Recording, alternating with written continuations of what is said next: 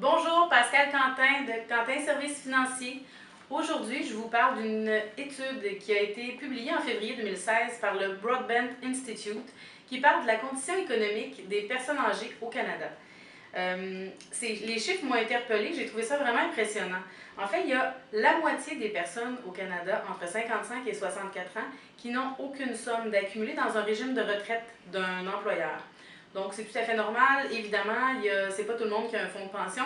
Et il y a fort à parier que dans les générations futures, ce taux-là va être encore plus élevé de gens qui n'auront pas de fonds de pension d'employeurs parce que c'est évidemment une grande partie du budget qui passe pour les employeurs dans ce fonds de pension-là. Donc, revenons à nos personnes de 55 à 64 ans. Ces personnes-là qui n'ont pas de régime de retraite d'employeur, imaginez-vous que l'étude nous dit que près de la moitié de ces gens-là auront des économies pour compléter les revenus de la pension de la sécurité de la vieillesse et de la régie des rentes pour seulement une année de retraite. Et il y a moins de 20% de ces gens-là qui ont les moyens, ou en fait qui auront des sommes pour combler encore les mêmes revenus pour 5 ans. 5 ans de retraite seulement. Imaginez, avec l'espérance de vie qui ne cesse d'augmenter, les gens vivent en moyenne une trentaine d'années à la retraite et ça va sûrement continuer à augmenter ce temps-là. Donc, 5 années alors qu'on a besoin de 30 ans, les gens vont vivre seulement sur la pension de sécurité de vieillesse et la régie des rentes. Évidemment, c'est pas comme ça qu'on va se mettre très très riche.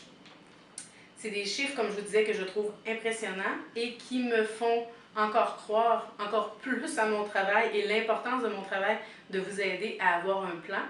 Planifions et mettons un certain budget pour s'occuper de notre retraite. En fait, parce que personne d'autre que nous-mêmes n'est responsable de notre qualité de vie à la retraite.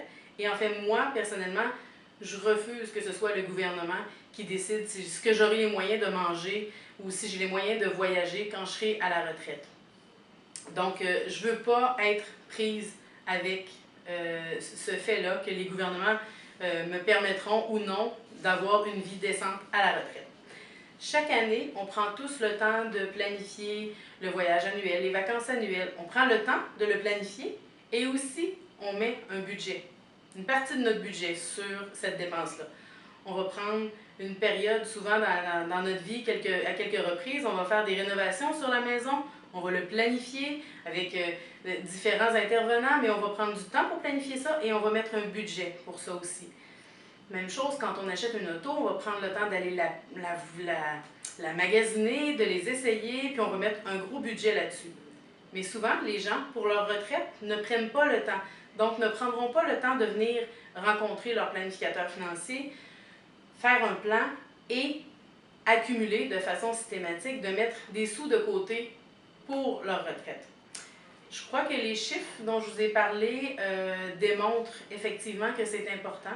Vous savez que votre retraite risque de durer beaucoup plus longtemps que la moyenne d'âge de vie de votre véhicule, de votre maison, de vos voyages que vous aurez faits, et ce serait plaisant d'avoir une belle qualité de vie.